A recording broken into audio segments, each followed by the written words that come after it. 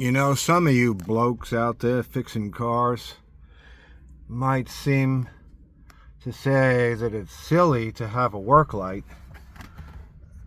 that has a Milwaukee M12 battery that attaches to an industrial grade suction cup that's 5 inches, and it hooks to the inside of the windshield, and then it has a 36-inch long flexible metal gooseneck that comes down. And you know, I'm doing a heater core and evaporator on this Nissan, and I gotta see, I want to be able to work with 2 hands.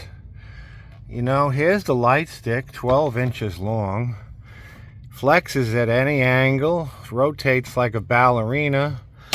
The swivel allows articulation like no other work light in the history of mankind.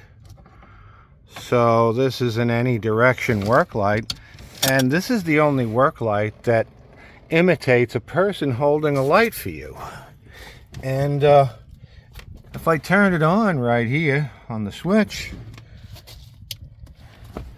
and now I have the ability to take a light and put it anywhere I want, even if that means sticking it inside above the heater box so that I can see screws. This is just a quick video of this light. There's tons more on my YouTube channel, Goose-Grip LED lights. Go take a look. This is available on goosegrip.com.